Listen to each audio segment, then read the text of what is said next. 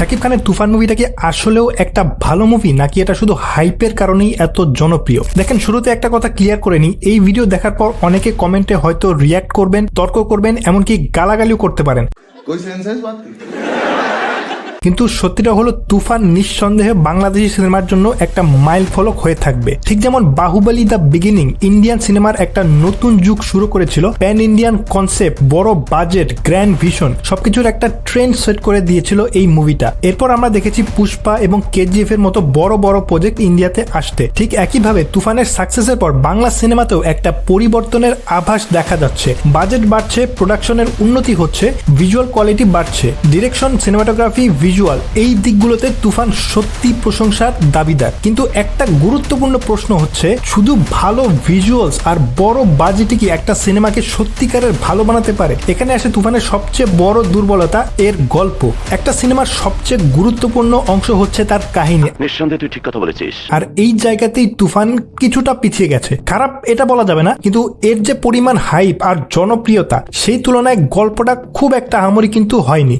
আমি একদিন ন্যাশনাল লেভেলে খেলবো। চলুন একটু গভীরে যাই। তুফানের কাহিনীতে আমরা দেখি একই চেহারার দুইজন চরিত্র। এটা বাংলা সিনেমার জন্য একদমই নতুন কিছু না, বরং 80-র দশক থেকেই এই ধরনের ট্রোপটা বারবার ব্যবহার হয়ে আসছে বাংলা সিনেমাতে। তো এই 2024 সালে এসে এই একই ফর্মুলা একটু হলেও সেকেলে তো লাগবেই। এই জিনিসটাকে নতুন ভাবে দেখানো সম্ভব ছিল। যেমন রণবীর কাপুরের অ্যানিমেল মুভিতে আমরা ইন্টারেস্টিং একটা টুইস্ট দেখি, একজন চরিত্র নিজের চেহারা বদলে ফেলে নির্দিষ্ট একটা উদ্দেশ্যে। যদিও সেটা পুরোপুরি বাস্তবসম্মত না, কিন্তু গল্পের প্রেক্ষাপটে সেটার একটা লজিক অন্তত তৈরি হয়। অন্যদিকে তুফানে আমাদের মেনে নিতে হয় দুইজন মানুষের চেহারা একদম একই, কোনো ব্যাখ্যা নাই, কোনো কারণ নাই, জাস্ট আপনাকে মানতেই হবে। এটা শুধু অবাস্তব বললেই সমস্যা না, সমস্যা হলো এটা অনেকবার দেখা। আর এই কারণেই তুফানকে অনেকটা ডন মুভির একটা উইক ভার্সন বলে মনে হয়। এবার আসি আরেকটা গুরুত্বপূর্ণ বিষয়, মার্কেটিং। তুফানের টিজার ট্রেলার দেখলে মনে হয় পুরো সিনেমাটা তুফান চরিত্রকে ঘিরেই, কিন্তু মুভি দেখতে বসলে দেখা যায় প্রথম প্রায় 40 মিনিট শুধু শান্তরই গল্প।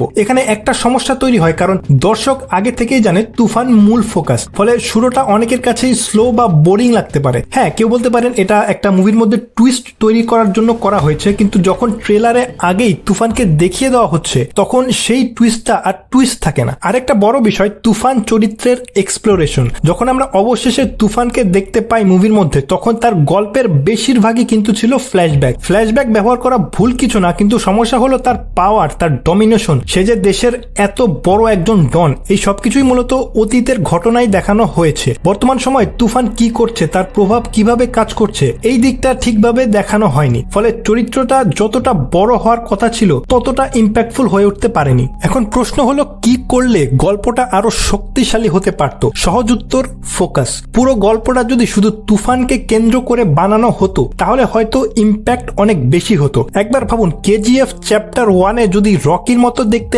আরেকজন চরিত্র থাকতো আর মুভির বড় একটা অংশ তার গল্পেই চলে যেত, তাহলে কি কেজিএফ এতটা জনপ্রিয় হতে পারত? অথবা যদি শুধু রকির ছোটবেলা থেকে বড় হওয়ার গল্প দেখিয়ে কেজিএফ এর মূল কাহিনীটাই কমিয়ে দেওয়া হতো, তাহলে কি সেই একই ইম্প্যাক্ট থাকতো মুভিতে? সবশেষে একটা ব্যালেন্স কথা বলা জরুরি। তুফান প্রমাণ করে দিয়েছে ভালো বাজেট আর ভিশন থাকলে বাংলাদেশে বড় স্কেলের ভিজুয়ালি স্ট্রং সিনেমা তৈরি করা সম্ভব, কিন্তু একই সাথে এটাও স্পষ্ট আমাদের কমার্শিয়াল সিনেমায় এখনো স্টোরি আর স্ক্রিন প্লের দিক থেকে অনেক কাজ বাকি। তবুও তুফান একটা শুরু, একটা নতুন দিকের ইঙ্গিত। আর তুফান মুভির শেষ সিন নিয়ে যদি এখনো আপনার মনে প্রশ্ন থাকে, আসলেই কে গুলি খেয়েছিল, শান্ত না তুফান, তাহলে স্ক্রিনে দেওয়া ভিডিওতে ক্লিক করুন। পরের ভিডিওতে আবার দেখা হচ্ছে।